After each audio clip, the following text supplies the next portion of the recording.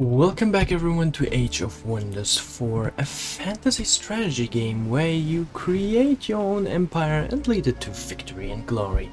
This time we are playing as the Chosen Destroyers, limiting us to our only throne city we have, but therefore giving us a lot of resource gain should we be able to raise some cities, which we did very victoriously and successfully in the past, so that is why we are almost sitting at 3k knowledge per turn, which is absolutely crazy. And it scales upwards indefinitely as well. So this really is an interesting build, to say the very least. Last time we were sort of about to finish the game, but one thing I still want to do is gain enough experience for these little frukers to, well, level up one more level to see what level 16 does as a signature skill, because now I'm very curious about this. Hopefully we will find out before the 9 turns end. And we were right about to enter the Cursed Barrows as well with one of our hero armies, so let's just do that. As Brogdor, the duelist, nears the gate of the Cursed Barrows, the noise of busy pickaxes echoes from its walls.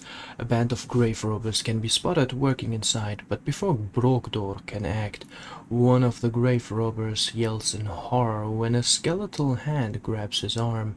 The grave robbers flee, leaving Brogdor and his army to deal with the Reaper and the other horrors that emerge from the coffins around them. The grave robbers' greed has awakened the dead, and Brogdor finds himself in the middle of it. Sounds like a Nordish name, kind of fitting for the barbarian goblin-ish folk, I guess. Cast a spell to delay the undead. Yeah, we can get the most out of this.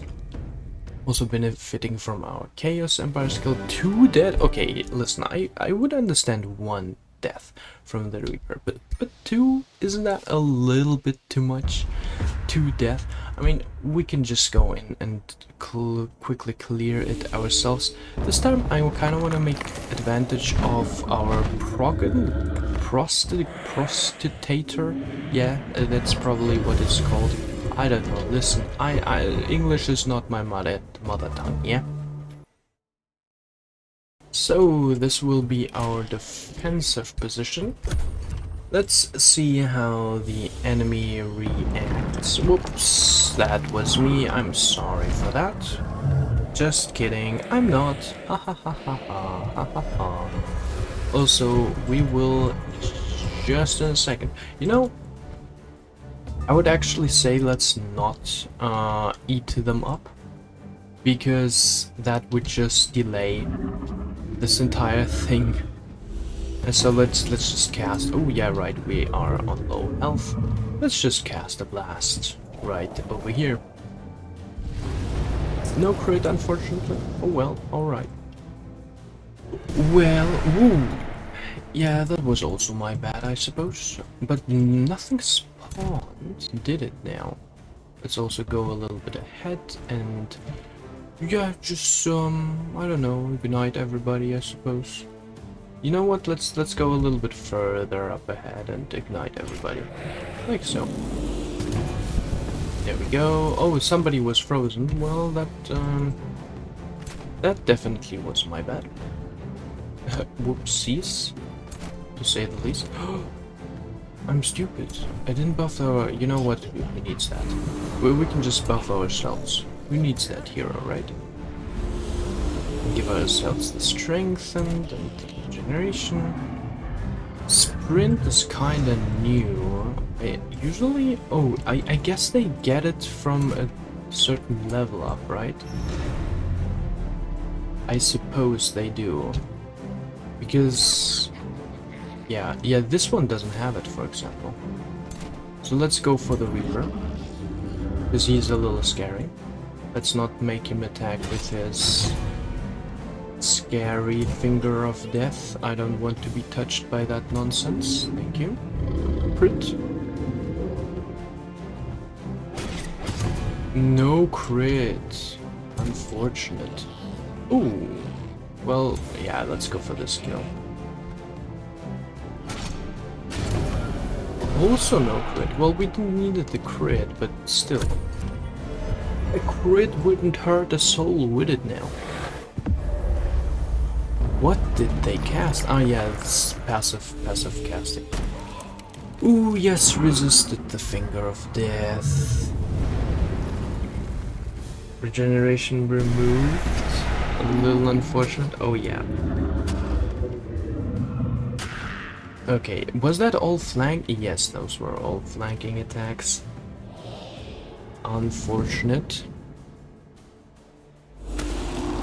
Decaying also isn't very well. Ew. Okay, at least he dies. And we... Oh boy, look at that. Just... I want you to... No, you can't use this in a zone of Wait a second. Amplify chaos. This has to work there. Yeah, it does.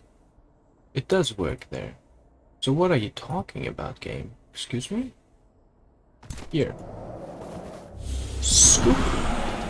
There you go. Alright, let's cast the Progitator. Yeah, flashy effects. I want to see what you are called. Progenitor. Progenitor Golem. Whatever he is called, I'm gonna seal away the dragon right here. Huzzah! Well, okay, not today, I suppose. What is this, by the way? Ah, yeah, it's this curse thingy. Let's see how... Ooh.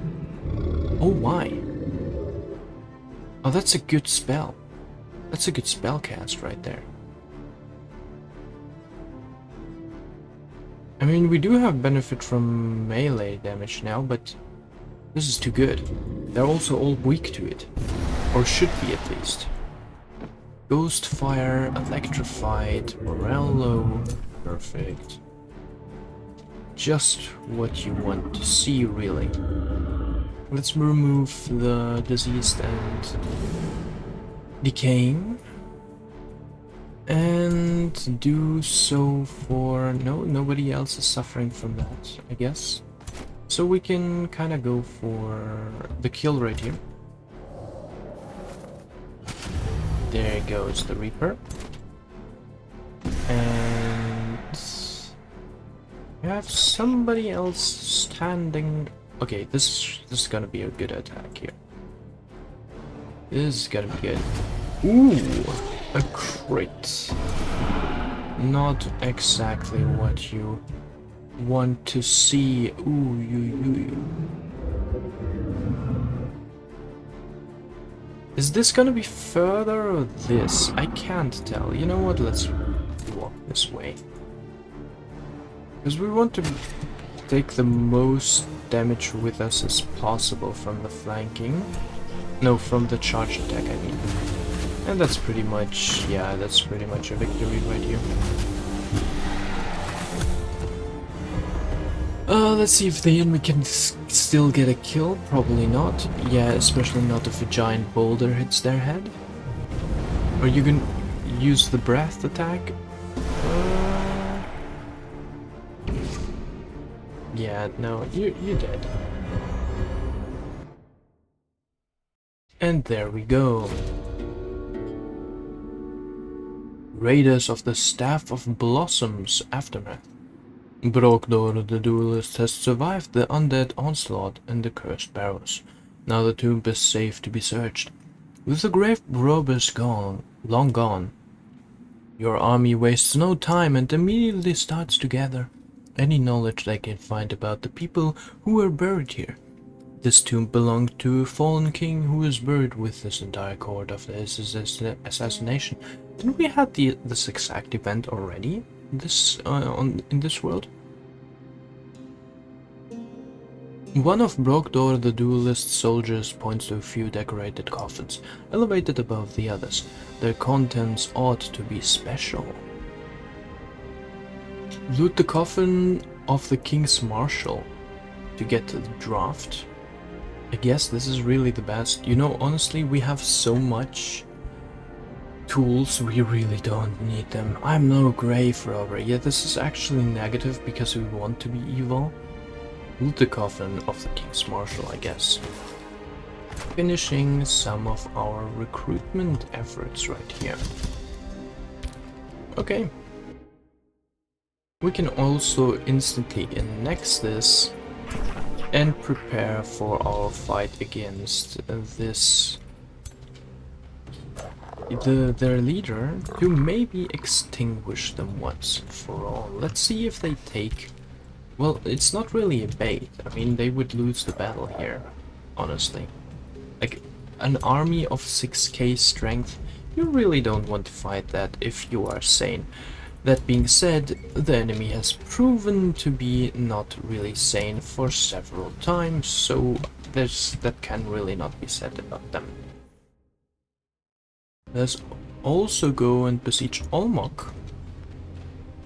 Damn, some of those names really are special, to say the least. Inside Rebellion, Revels of Blood not. Harass defenders, and I would say tower bombardment. Yeah.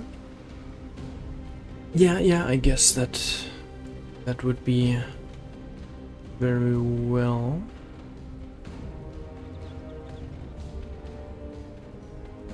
Unless we're going to go for the wizard shenanigans.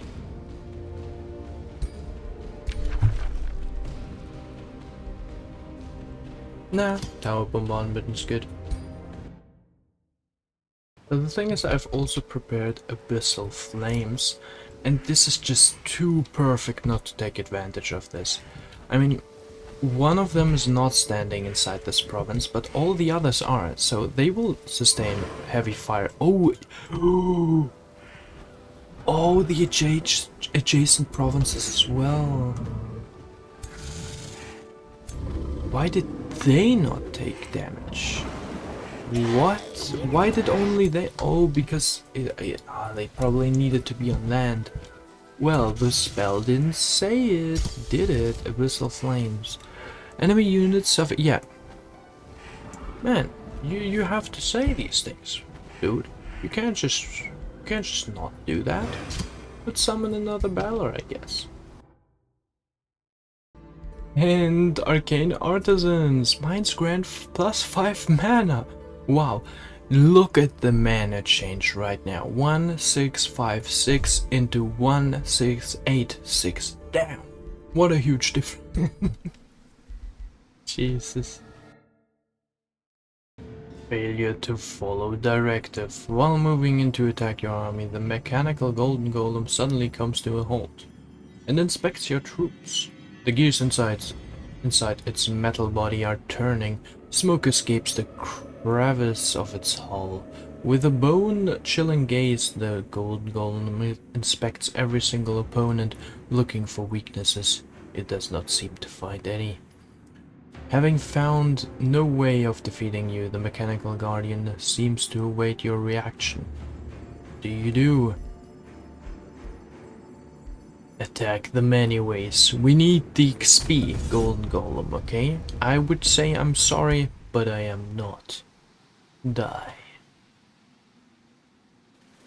Yes, no casualty. And we captured... Oh, we turned 2 of them into puppies. Okay. I guess that is a thing. Nope. Their puppy shenanigans can stay for themselves. We don't need any of that. How much XP did we get? Oh my god! This is nothing! This is nothing! Oh no! We will not reach level 15! Oh no! Yeah, anyways, let's besiege Crush Rock. crush your rock, you will be crushed as the rock yourself this time around. And harass defenders. I don't like you, defenders. And Tower of Torment can also be a next. Does this give us another? No, I wouldn't be able to imagine that. No, probably no bonuses. So why in the world would he have such a tiny army, except he has some camouflaged units there? Okay, whatever mastermind plan led you to approach me with such a tiny army while you clearly had a decent army right there is beyond any comprehension of mine. That being said, I hope you have some last good moves that you can show us. You maybe not think you are completely lost in this world. Like, what has this guy been doing all the time than just making babies in his throne city? Because he clearly has a high population, but other than that, he doesn't seem to have any intellect to be a reasonable strategist. My man, please, okay? You just have to have at least a little bit of reasoning, alright? At least a little bit. Yeah, I'm kind of thinking about where I'm gonna spawn our leader. I don't like that the dispensable units are right over here. Like, these suckers can die. I wouldn't care. But they're not fighting on the front line, is the thing. Oh yeah, Scolds. Scold! Those are actually pretty cool ones. My only issue with them is they can't fly. Other than that, they're pretty cool. Okay, you have to give them that. Let's also position ourselves for the gigabuff. The gigabuff of the century. Like so. That's gonna give us the opportunity to gigabuff ourselves. And one more, and then we're gonna distribute some over here. There we go. And end our turn. Okay, do what you can do, my man. Please do not hold back. I want to see everything. What is... Oh, they have madness. Okay.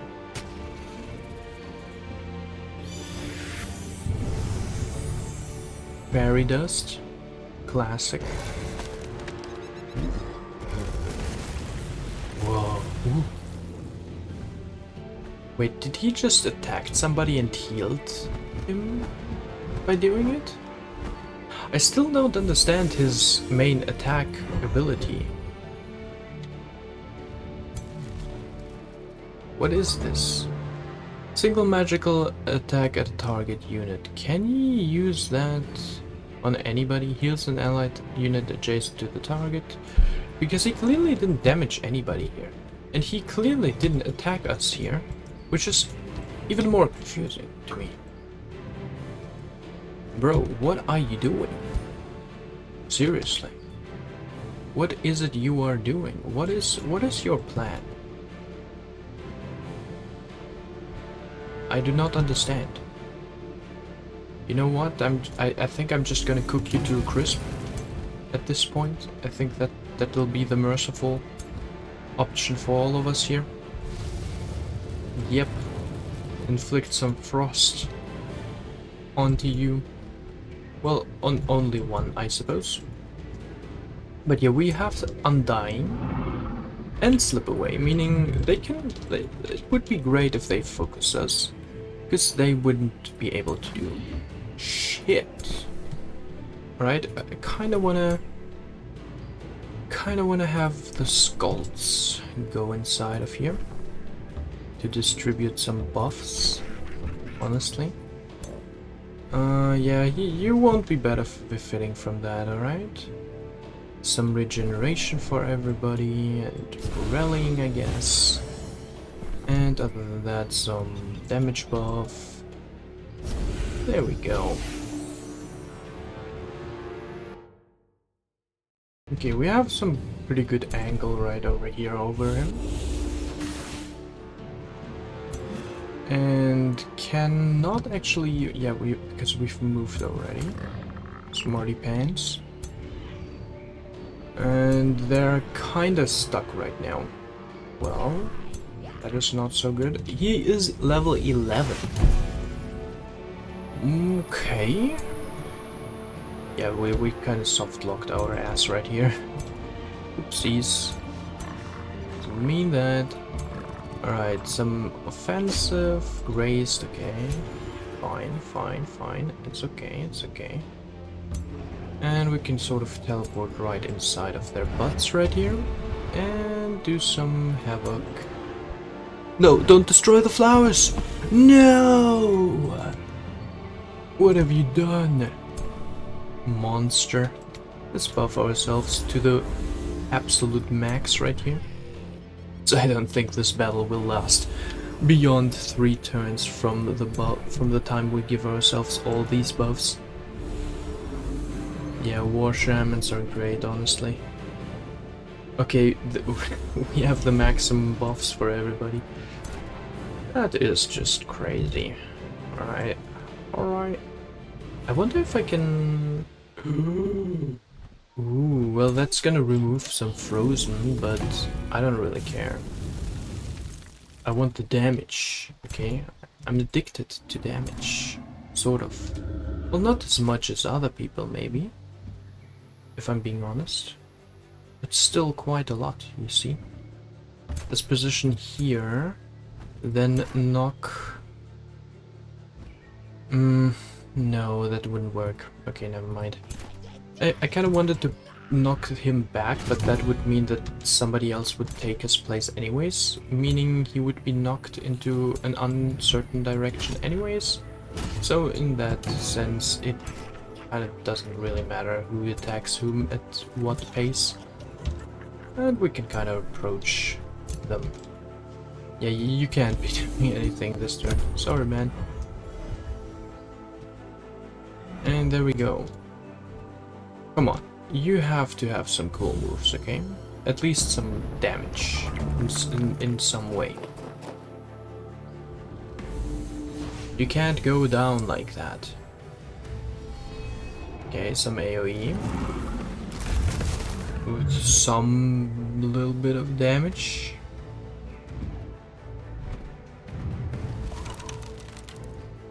Not that great of a damage though.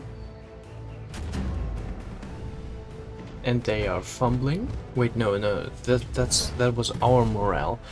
Ooh, there. I swear, if you see what I mean? See what I mean? They don't focus on winning the battle. They focus on killing some units of us. So they just took a hit, like a really decent hit, opportunity attack, just to kill a unit of ours. This was not efficient. He would have been better off attacking 3 times this guy, I would say, than... You know what, maybe I'm mistaken here. I mean, what do I know, right? But, you know, this is just my perception. This is just what I'm thinking, you know? Let's fan the Inferno now. Because I want to do something very, very, very evil. Oh, you're not gonna entangle me. Okay, well that doesn't deal as much damage as I was kind of anticipating it would. Nonetheless, it deals some damage, I suppose. Alright, time to see if we can actually absolutely demolish this one now. Do a little bit of orbital cannon blasts, and then a little bit of flanking with crits. Unfortunately, he destroyed the flowers, the stone man, which means we can't really kill him as good. as we would usually normally in different situations. He probably has slip away, right?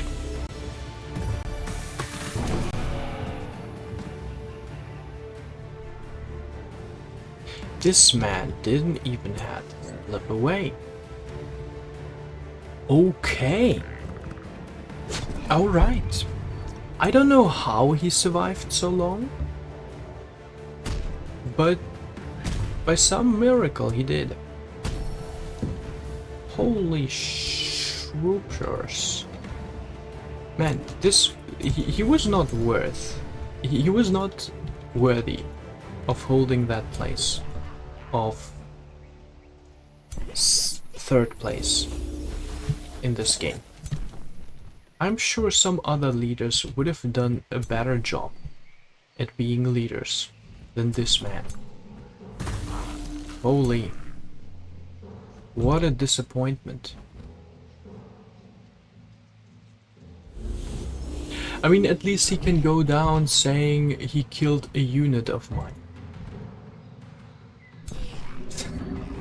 If that is such a great achievement, I do not know. But it is an achievement nonetheless, you could argue. Alright, what is our play here? Why don't you just kill him with the frontal man right here? And then use the okay, that was a mistake. I should have done it otherwise. Oh well. Oh well, oh well. Maybe we can get a kill like that in. Let's see. With a crit. Yep, there it is. And explode, dealing damage to them. Making them burn as well. Kinda wanna approach them as well. Oh, I just realized I could have flanked them. Yeah, okay, well, turning them all into a nice little puddle right there. This is gonna be flanked though. There we go, yeah. You like those crits? You don't like them, I can see. Yeah, well, I guess that was our enemy ruler. The name I wouldn't even want to remember because this is, yeah.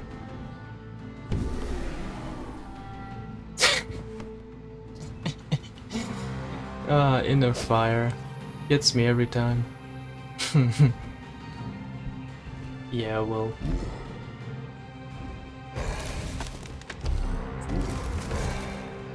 You will maybe save your friend for...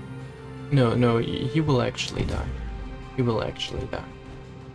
There's so much misfortune that they won't be able to deal any damage whatsoever. Yeah, if they hit, grazed and died because of inner fire. Yeah, goddamn. Holy smokies.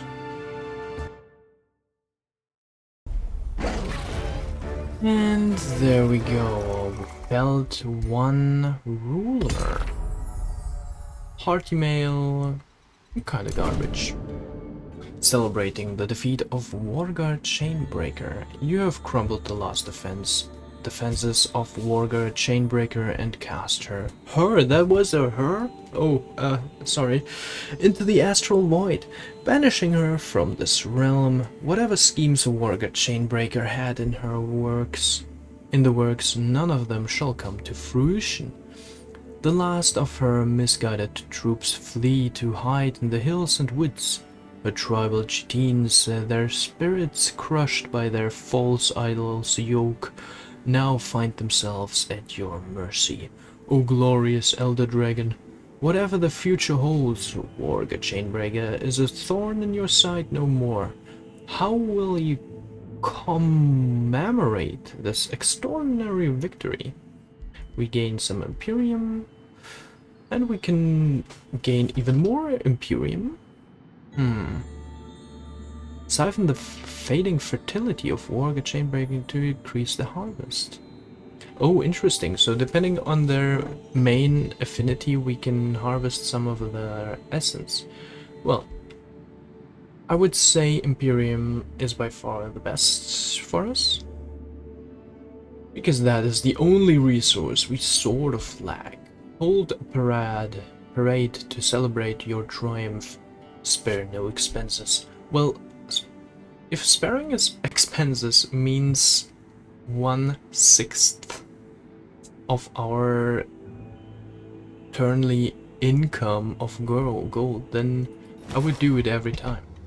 Every single goddamn time. That means, or that leaves us with only one last competitor, Vitalis. Well, Vitalis, there you are, your throne city.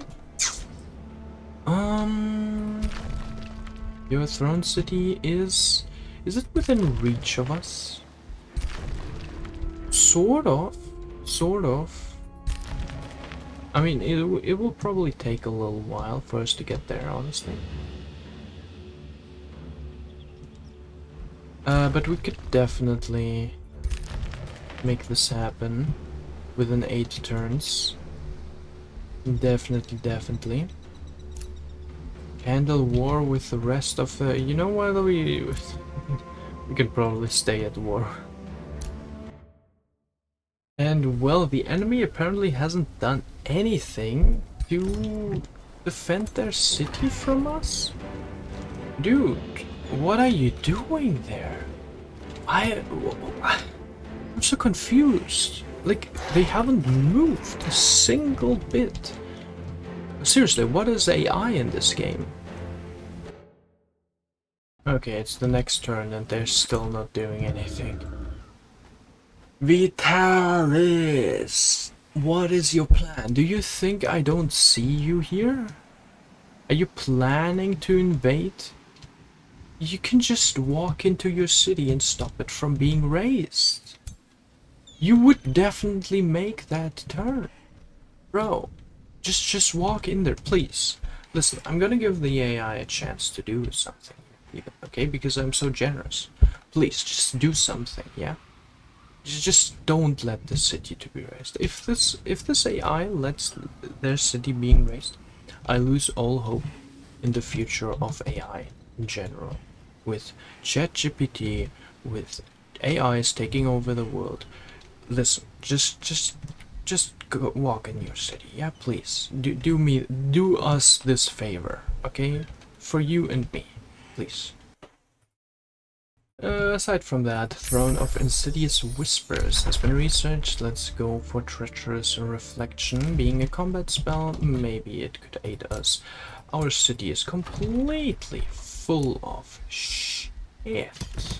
Yes, I just called my units garbage. Let's instantly buy this Throne of Insidious Whispers, making it even more impossible for the enemy. You know, maybe that is the reason why they don't invade, but still, they could at least protect their own kingdom, right? Like, bro, you have to do something at least, man. Please, really, I'm begging you, please do something. Just anything. Also, I want to give one of our armies, I guess this one, yeah, that fits pretty well, to summon the Balor? Target leaves. Oh, this has to be cast on your city? And we lose population for that as well? Wow, okay, so this... Well, to lose population though, for Balor? Is kinda insane, honestly. That is kinda insane, man. Alright, I didn't know that. I did not know. Bro, that's a little bit tough, dude, to be honest. Just a little bit, don't you think? Gee.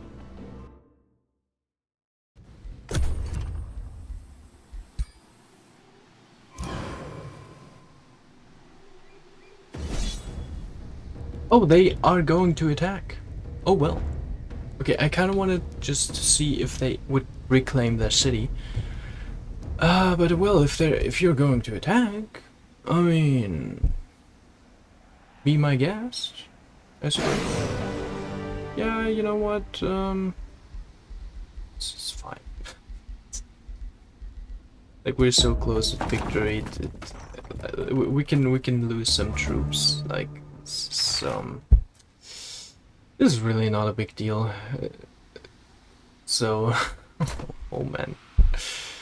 I would feel sorry if I wouldn't be so heartless. But I don't. Yes! Yes! Oh my god, thank you! Thank you, Vitalis! Oh my god, I think he was just waiting for us to withdraw from the siege. I honestly think that was the case. Because he was afraid. Rightfully so, I have to say though. But yeah, well, that's not gonna save you. I just wanted to see if you have some common sense left in your head. So that's pretty much the only reason why I did it. Would headlong assault make this faster? I don't know. Really? Where is... Oh, they don't... I was searching for bombard the siege crafts, but they don't have any siege crafts. Well, honestly, then I guess we can go for headlong assault, because this is gonna be just so fucking easy. Shit. Yeah, this is, I mean, it's not gonna change any weight. You know, if it's not... Listen, wait. We're gonna stack some more of those, and if it's not gonna change anything turn-wise, yep, we will not be going for this. Oh. Oh. Well, okay. Anyways, treacherous reflection has been researched. Wow, amazing. Let's go for Blaze of the Horde. Why? Because this brings us closer to a new tome, which we are gonna take. Actually, I don't even want the tome anymore. I have too many tomes. I don't want to mess up the build, you know? It's gonna spread too much into ways I don't want. No tome anymore. I've had enough. But Abyssal Flames... Yeah, sure, I can cast that. Did we take fire damage as well, though? No. Enemies, right? Yeah, good, good. So they took some damage, which they are going to recover in a turn. Fantastic. That was definitely planned from my side. Whoops. Also, I have just conquered the Crush Rock. In 2 turns it is being raised. Fantastic. We can go for another siege within this turn even. Look at that. Go for the siege. Incite rebellion. Revels of Blood because they're not undead, and harass defenders. I think it's a good combination right over here. I've also, well, I lost some units maybe, perhaps, but that was the plan, of course. It was the plan, don't worry about it. Hello, exactly. Okay, you know what? Tome of the Reaper we already had. And it gives us some Shadow Infinity and Harvest Population, since we are already maxed out on food and we don't really need to sustain it. It fits very well. Some waste the divine gift of their souls, merely attempting to bring some semblance of hope to their petty lives. They truly lack vision. What wasted potential? They are unworthy of such an effective source of power. Reapers correct this oversight by rending the spirit, using it to fuel the darkest of arts, and bringing delightful undeath unto the land. Oh, reminds me, on our first playthrough here, harvest population, that please, thank you.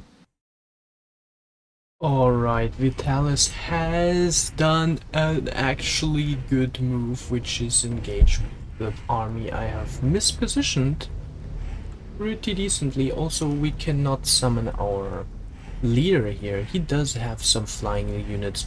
Very well done from him. I have I have expected this, yes, but I have expected it after I have done the mistake.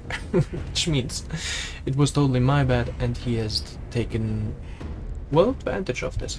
However, I must say that he is still very prone of dying here, so we could potentially kill him with just spamming one very particular spell that is very effective against undead units, which sure you know what I mean, Fan the Inferno. We can combine this with something like Treacherous Reflection. However, I think just pushing that Fan the Inferno would do better. Also, since they are undead and rely kind of on resurrecting themselves, they cannot do that on water, which means that somewhat this is our advantage here. It looks kind of sick though. Anyways, we will just we will just put ourselves a little bit out of position here and just kinda just spam the spell. I would say, in case he does something crazy. This is not a spell casting turn, okay? I guess I think I can just skip this, right? He's drinking his shenanigans.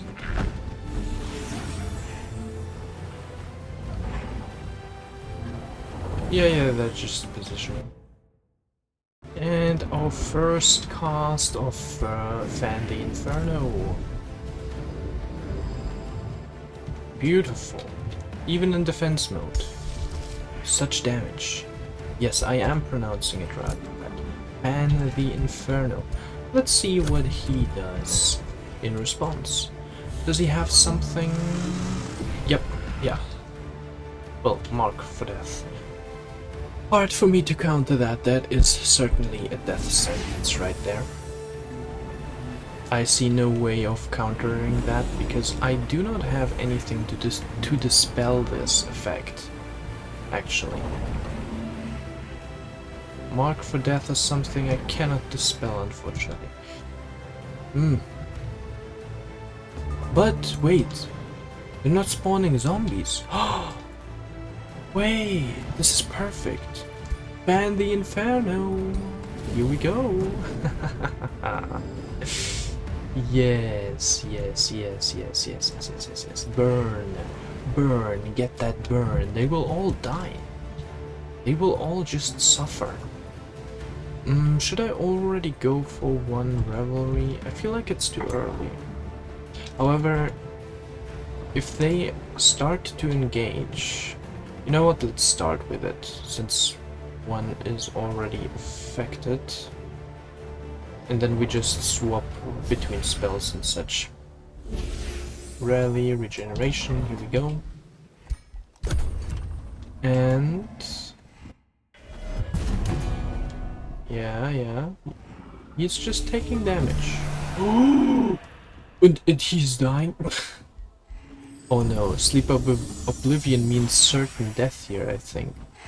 I don't think they will awaken with madness. Because this is a water battle, right? I wouldn't see where this would make sense. Huh. They're just buffing themselves. Guys, you're gonna die if you keep doing this. What is this? Ah. Yeah, Battle Cry. Or Dragon's Roar. One is engaging? Yeah, one is engaging. Interesting. Let's see here. Spirit damage does come a long way here. So there's even... oh no, there's no symbol. Never mind. Okay, yeah, I didn't see the meteorite again. So, Sleep of Oblivion, this should not work, right? It dies after they come back to life with 75% health. This should not work here on the water. Meaning our unit is just dead. Ban the Inferno? Man, it's crazy how much I love this spell. It's so good, I don't know what to tell you, man, guys. Right? Like, they all have 3 stacks of burning, misfortune. It's beautiful. And they're just gonna die if they keep doing what they're doing right now. He's out of range. Of course he's out of range. Well, in that case, I can probably approach him, but at the cost of risk. Well, not really risk. We're not risking anything here, honestly. Honestly, we're not risking anything. Let's say I were to do this. No, he would not have enough reach. Let's say we were doing this. Still not enough reach. Unfortunate. Well, this just cooked me. Pretty much. Well, not really. Since we have still opportunities to deal some damage. And it's grazed. Excuse me. I kind of want to use this though to buff ourselves up a little bit further with Carnage. You should be unable to disengage from this, so we'll just leave it at that. He will probably even die from the burn. Oh, he's mad, so he will even go for one of his teammates. Yeah, and die in the process. Perfect. Well, that solves the problem. Another time, you... He knows what's up. This motherfucker knows what's up. I'll give him that. I'll give him that. Should he die, though, in this battle, it's pretty much over, because we're currently besieging his royal capital. So, and it's actually looking rather good for us. Like, I don't think they will be able to stop us, even with just 3 units remaining. Yeah, it's... Oh yeah, right, we gain souls now, I forgot. Well, I would say... Oh, there we go. Oh, he can revive. Interesting. Well, that's actually good, because they only suffer madness for 1 turn. I thought they would be inflicted with it until the end of battle. So, fan the Inferno! And as we kill units, we regain casting points again. Meaning, well, we have unlimited casting pretty much. Well, another sneeze? No, it's a disgusting one. It doesn't come out. So let's give ourselves all some heal again. There we go. Then we are going for the kill with this one. Look, 57 damage. Ooh. You don't like to see it. Do they have control immunity? Hideous stench, oh, you're a goblin. Why do you have a goblin exemplar? This is so weird. Oh well. I guess these things do exist then. So he doesn't have that, so he can get insanity for 1 turn. Let's first take out his defensive stance though. Hiya! Hideous stench, but I do not care. Blam! And no insanity. Unfortunate, but oh well. Yeah, some more fan the Infernos and they're definitely dead. You love to see it.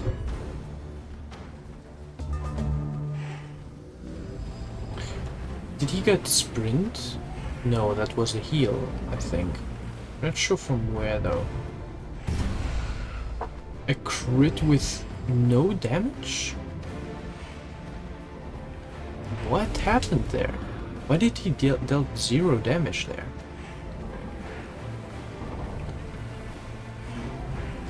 It couldn't be. Was it grazed and a crit? And fumbled at the same time? Otherwise I couldn't explain, honestly. 62 health is crazy. Yeah, they gained this ability apparently, the native units. Oh, where do we have an example? No. Okay, let's see that again. See, he just dealt negative damage right there. Oh, it's because of grace, probably. Yeah, he has grace. But yeah, like, look at this misfortune. He has also the small wings like our... Whoa, what was that? That kinda looked sick. Not gonna lie. Ooh, that may be a death right there. Or... he did not choose to attack for whatever. Ah, no, he already attacked. It was his secondary sidestepping. And look at our casting. Oh my god! What happened? Ah, burn! The burn! The burn, guys! The burn! We should be at full casting points right now. No, okay, it calculated before they died. Yeah, the game likes to do it. Well, fan the inferno! What? Oh my god, spells are absolutely crazy. Holy shit. Yeah, this is incredible. It's truly something else. Shiba. Let's kinda go here so we get the full AoE right there. Good. Nice. Slip away. Alright. Slip away. Got you covered. Somebody on low morale? Nope. Certainly not. Well, he's the only one who can take care of him. So let's do that. You know, kinda nice to play with the... Oh, he has madness. We will keep him alive, definitely. Then we should also do this revelry song. While we are at it, do all of these. There we go. And he goes into defense mode as well. Interesting. Oh, he can recover. We can recover all of our units. Do we have some regeneration? No, it was fully removed. Well, in that case, let us just reapply that regeneration, I would say. Ah, it negates the decay, right? So he has now 2 stacks of regeneration. Let's place him inside the 2 warding bombs. Maybe he'll survive a little bit longer here. There should also be our stone spirit coming back to life with insanity, but still. Oh, he could only attack our unit. That's a little unfortunate. They're all in super low morale. But we will not let their ruler escape, obviously. Because we need him dead. Dead as heck, boy. Also, I would say fan the inferno would next turn not even be worth it. I mean, do they already have... Yeah, they all have 5 stacks of burning and 3 stacks of misfortune. Yep. And it hits the leader. There we go. No, don't kill. No! No! Traitor! You foul traitor! I will never forgive you. We can summon a progenitor golem. Yeah, anyways, we can summon a progenitor golem. That would actually be not bad, honestly. Right. Demonic Onslaught. All attacking units gain killing momentum.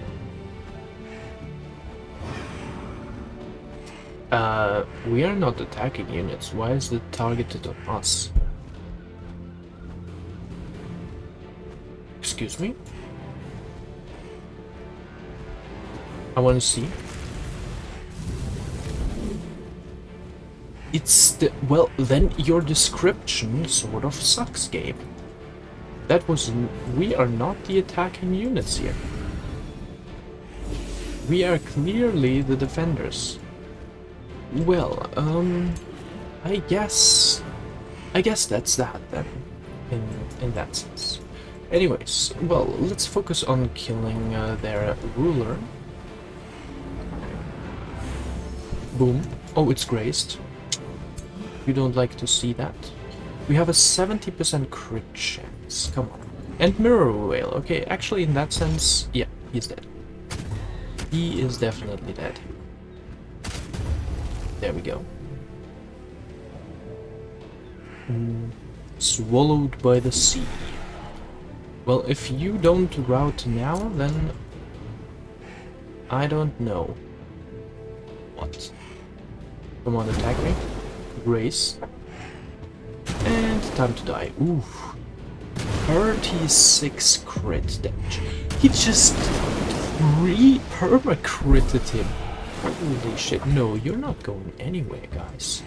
You're gonna all... Holy shit, this guy's crazy. And here we go.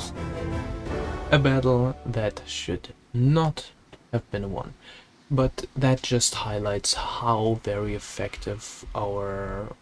Well, for one, our affinity is against them, because we were dealing fire damage. And for two, how unbalanced this game just in general is, maybe.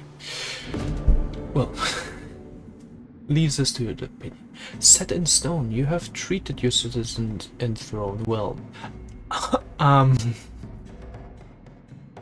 Well, I would say that is a matter of opinion. As if I can recall right, we have done quite some sacrifices with and demonic rituals, and you know what? You're right. I did that. Now a sculptor approaches you, bowing reverently. Greetings, Elder Dragon Cornexander. The populace of Thorn have hired me, a humble sculptor in the likeness of kings and Godir, to immortalize your image in marble and flow rock. Though materials to work with, materials to work with, but I would use nothing less for an elder dragon of your stature. Please, if you would be so kind as to strike a pose. The citizens offer to sculpt a statue in your likeness, which pose best captures your qualities. A battle roar, weapon raised high. Oh, an imposing posture, a tyrant to be feared. I think that's even suits us even more. An opposing posture, a tyrant to be feared. Gives us some Imperium as well. Not that we need it, but it just suits our, you know, our playstyle, I would say. Well, with our enemy gone yet again, it just leaves us to one turn. Wait up and claim victory. And our ranger got level 12 signature skill. Oh, Master of Chaos. Shadow. Whoops, sorry, never mind. But still not good enough for us. Let's go for some of that amplifying chaos and more damage for our melee as well as ranged attacks. That is good enough. As you can see, I've also cleared out a little bit on the way over here. But yeah, basically within one turn, victory should be secured very well. And the last... Oh man, I don't like when this happens. My camera... I want to see what the enemy does. Oh well. Okay, you can try. I guess. Well, that worked well out for you. Not. And here we go. Well, before we begin, there is a little bit preparation to be done. Flash freeze, 20 frost damage, -5 status resistance. Nice. They all took some damage. And Abyssal Flames, 20 fire damage. Oh my goodness. Looks brutal. And here we are. Reduced them a little bit. We are going to confront the full force, not the baby force. Just to make it all the more interesting. But yeah, since this battle is pretty much as easy as things could get, I don't think there's anything new to see here. So we had our final battle against their ruler. That should suffice very well. And here we are. Conquered their last city and their ruler. That should mean victory for us. Even though I'm not sure how the... Well, I don't know what this is. Is he relocating his throne city again? Okay, it doesn't matter. It doesn't matter.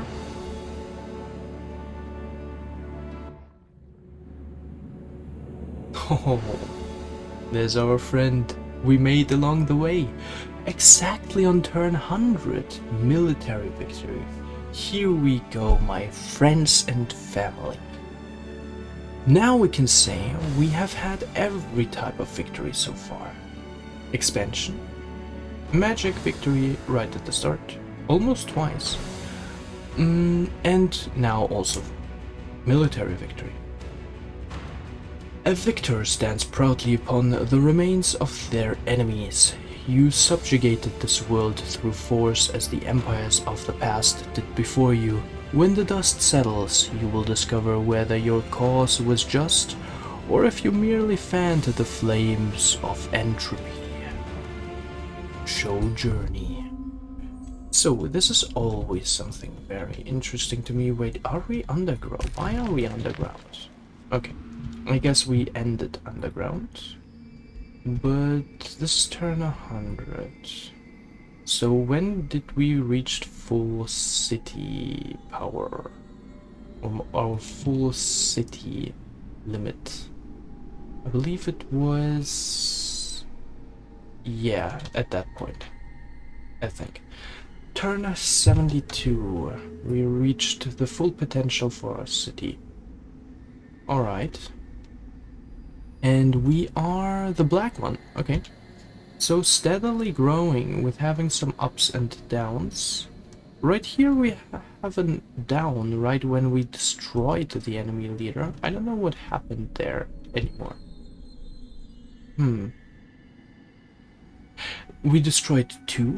Oh no, the other one got destroyed as well at the same turn. What are the odds of this happening? Well, alright. Yeah, other than that... What about the enemy? How did he start? With 2 cities, of course, as always. I think that is because of the difficulty modifier. That's why they start with 2 cities. Yeah, nice, yeah. I honestly, I don't think there's much to learn from this here. I mean, I would say we did pretty well, even though at the beginning I was a little bit... well, you know, the beginning is so slow, and then when you reach like a late game, it all happens so fast. One turn can decide so much in the later stages of the game. It's crazy in comparison to the early ones. In the early ones, you're just really kind of just running around, you know, thinking, was that right? Did I waste a turn? Because the contrast is so heavy. In the early game, it's like every when you played one game and return back to the early game, it's like, oh man, did I do something wrong? Why is this not progressing as fast?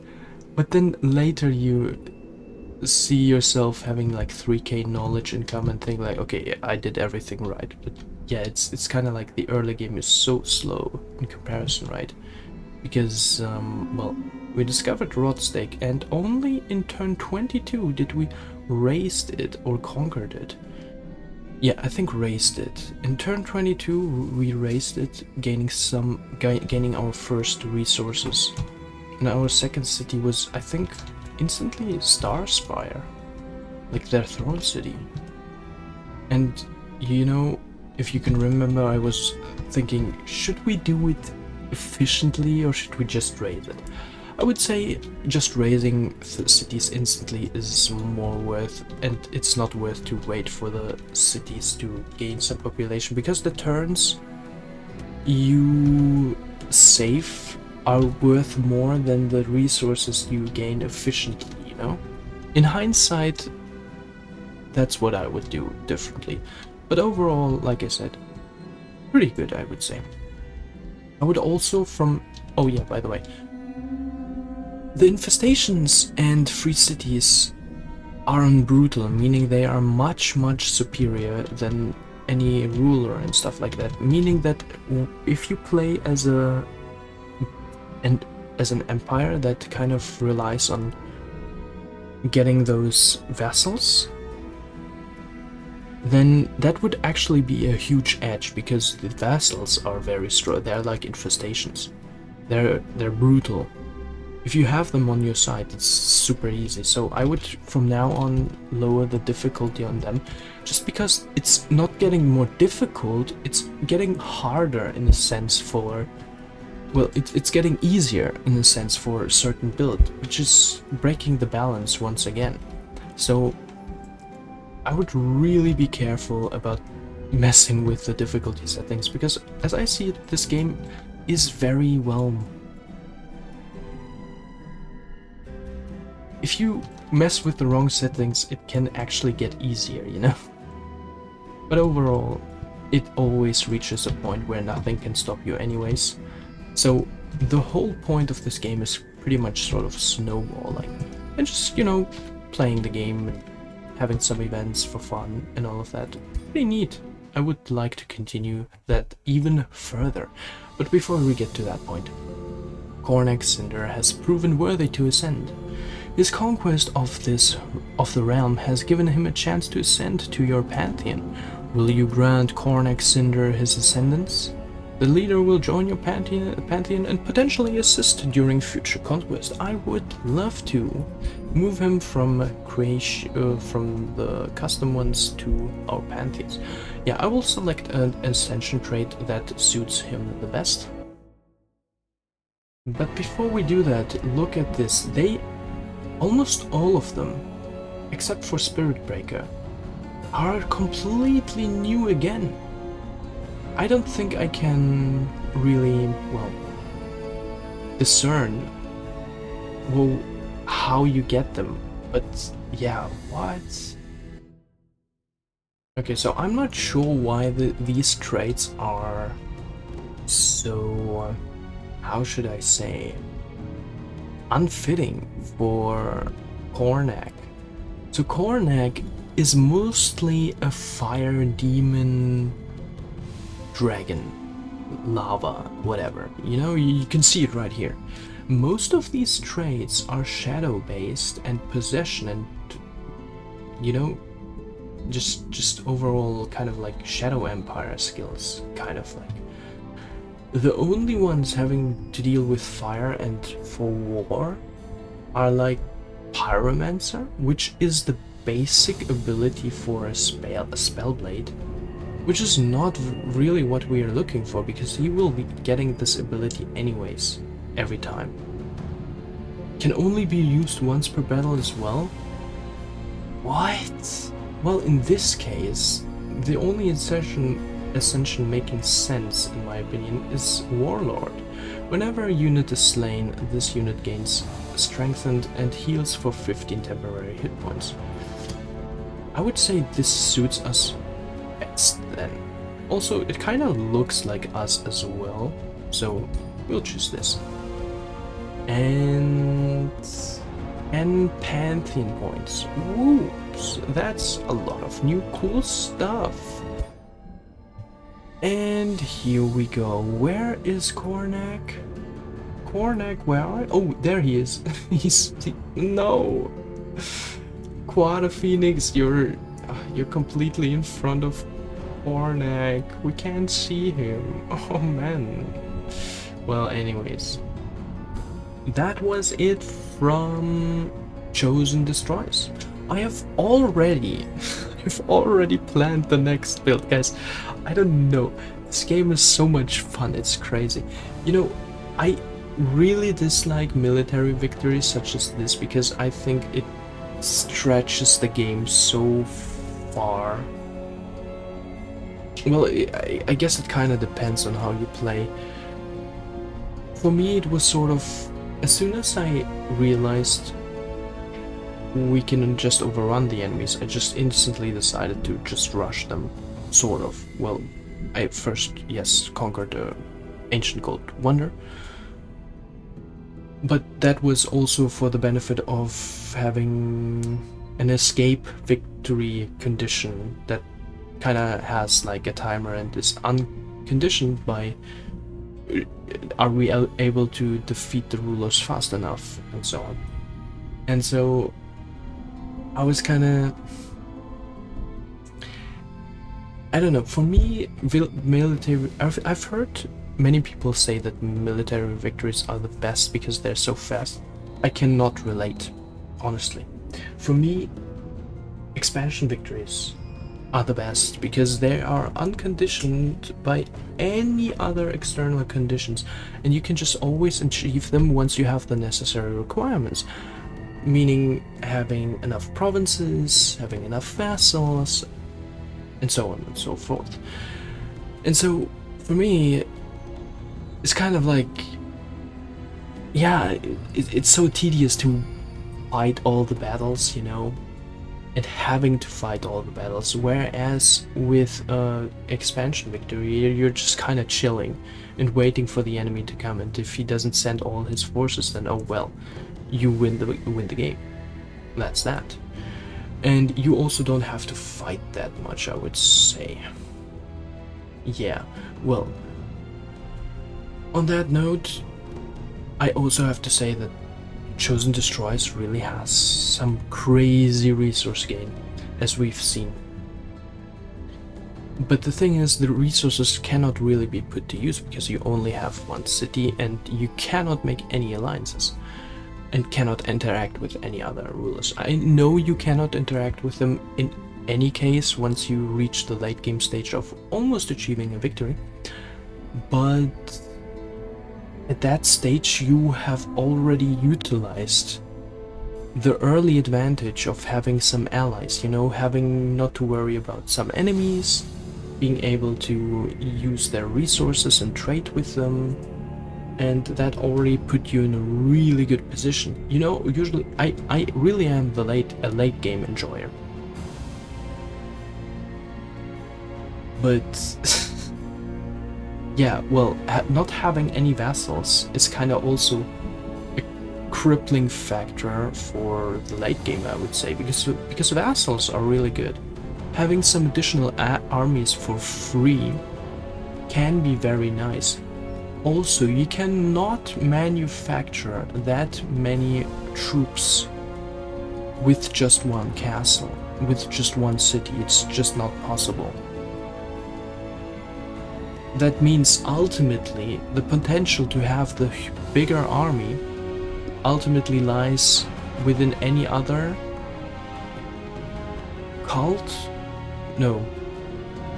Any other culture other than Chosen Destroyers, because they, unless you go heavy into summoning, which can be related to summoning Balors, honestly, because you will constantly be having max population because you constantly raise cities, you know, so you have an unlimited income of population there at that point. So yeah, it kind of makes sense, but also, yeah, it's a little bit weird, I would say. or it just doesn't suit me personally. I'm more of the, you know, order player, order enjoyer.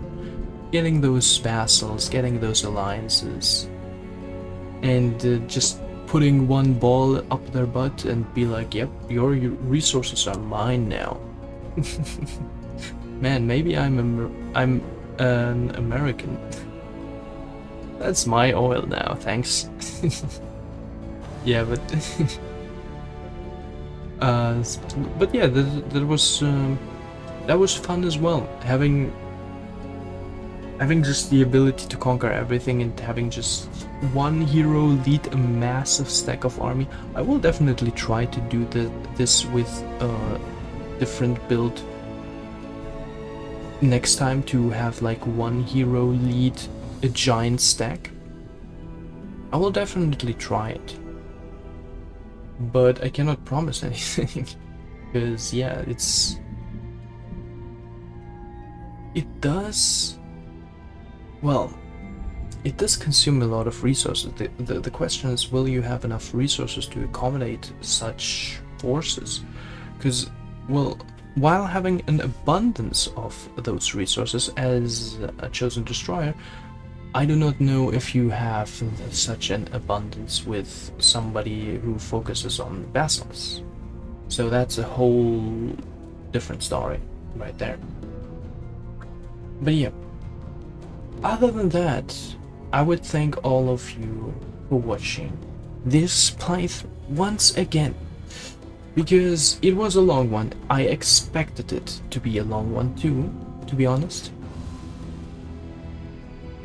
because I already knew how a military victory would work and that you would have to fight a lot of battles. But the spells honestly make it very easy. Well, that just means they're overpowered, honestly. Which is not good. That's not good. It's not good to have them overpowered. But still, it's I still wouldn't know which. Also, I have to say, this onslaught thing, the spell we used at the last spell, actually is better than I thought. So ultimately, I think this Chaos Tome tier 5 might be one of my favorite tomes, honestly, because it can summon your ruler, well, not on water battles, but anywhere else. And you can basically just bring your ruler onto every battle in every ancient water, wherever you are, it doesn't matter. And the Inferno, massive spell for just weakening the entire enemy army and putting them aflame and just burning them slowly. Absolutely huge. Honestly, I would say this was one of the strongest runs so far. Maybe it's because of the experience I accumulated now, but I don't know. Maybe it could be something else too. Maybe it's just that the build itself is pretty strong. I don't know. We will just have to see in the next one, where I've already planned a very, very interesting strategy and a very interesting, well, empire to play as, and their playstyle is going to be very, well, very unique, should I say, because I don't want to say too much. I mean, you will just see it tomorrow if you're curious enough. It has something to do with order and shadow. More I am not going to say. I'll hope to see you tomorrow, so that you can experience this firsthand. And on that note, I would leave it at that and say thank you all so much for watching again, and I hope to see you again next time. Goodbye.